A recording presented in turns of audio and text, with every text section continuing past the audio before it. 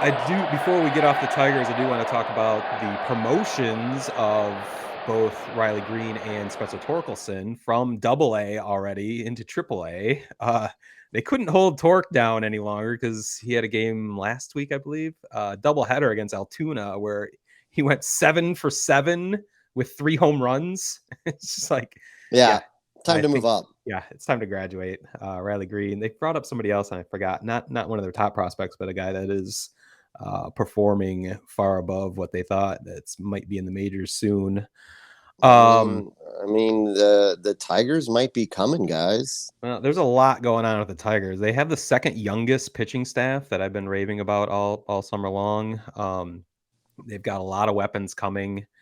There's they I don't think this is the case anymore, but they were only one of 5 major league teams that had a winning record in May, June, July, and it was August. I don't think they have a winning record now, but there's only 5 major league teams that had a winning record through those months, and the Tigers were one of them.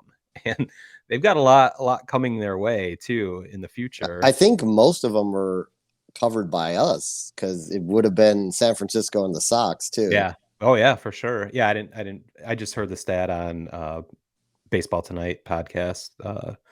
Paul Hembakides, I think his name is, with Buster Olney. We were talking about that little factoid. So I thought I'd bring that up. Lots of excitement. Tigers had a rough week, kicked off by the game I attended on Sunday. They went on a 4 or 5 game losing streak. Finally, they won last night. Uh, 4-1 victory. So they're struggling with the bullpen right now. That's kind of they've relied. They've had 3-4 starters go out this year, and they've called up young guys, and they've had to rely on their bullpen, who has been pretty damn good until this week. You can see they're running out of gas. They've also had some injuries in the last week with my favorite Akil Baddoo colliding with Derek Hill, taking them both out. I believe they're both doing rehab starts in Toledo right now, so they should be returned soon. But Eric Haas, the other rookie of the year contender, is out with an abdominal strain. So the Tigers kind of hit a brick wall this week. But this week doesn't matter. The season doesn't matter. It's what's coming to the future, and I like what I'm seeing. What do you think about the lack of movement at the trade deadline? Well, they moved Daniel Daniel Norris, Norris, which yeah, was not unexpected. I think that was a smart move. It's a bummer because he's been one of my favorite players before he was even a Tiger. He was with the Blue Jays and was in fact a Lansing Lugnut here in my hometown, the team that I work for. He was made famous by ESPN because they did a whole story on him. He lived during spring training. He lived in a van on the beach so he could surf every right, morning. right. He's kind of a mountain man. He shaved with a hatchet, and just kind of a cool little kind of throwback hippie guy almost. The inside information I have, I may have shared this on the podcast before, but when he was with the Lugnuts, part of the Blue Jays organization before he was traded to the Tigers, he had the marketing department. Friends of mine would hide his skateboard that he would take to the stadium every day.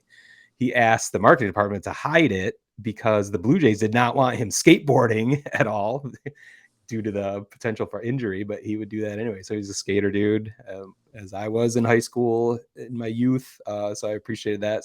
Cool dude. He just never really got it done at the major league level the way his potential uh, seemed like he would. So it's a bummer. He was actually pitching a little bit better this summer, but the big thing I think you're referring to is not trading Jonathan Scope.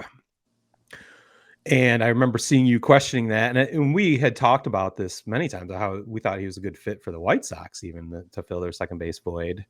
And that didn't come about because the Tigers wanted to re-sign him, and they have re-signed him to a 2-year deal, which is it would have been very questionable if he hadn't re-signed. Like, why the fuck aren't we trading this valuable asset at the deadline? But the crafty Al Avila had bigger plans, and I think this is another symbol, a sign that they are going for it in the next year, in this offseason. That, if they're committing money long term to Scope, that there's no reason why they can't commit other monies to free agents, especially a shortstop, as I've talked about in this offseason, especially with the historic shortstop free agent class we're going to see. So that's another reason why I'm very bullish on the Tigers' future for 2022.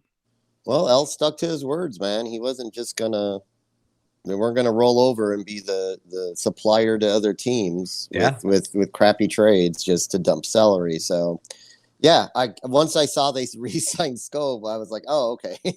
Because at first I'm like, are you fucking kidding Yeah. me? Like, I can't believe he didn't get traded. But it makes sense because he's the kind of guy too, over the next 2 years, as they continue to develop talent. He's a guy that will put people in the seats because of his like home run potential, and he's probably like one of the top. He's got to be at the top of offensive performance on that team. And then when you get the young guys coming up, he's that veteran presence along with Cabrera that can ease these guys into the league, which is super important. So Yeah. They yeah, don't I they like don't what I have like what they're doing over there. yeah, their prospect base is kind of on the corners of the infield and in the outfield, Yeah. and the middle of the infield is where they're thin. So signing Scope made a ton of sense, and we'll see.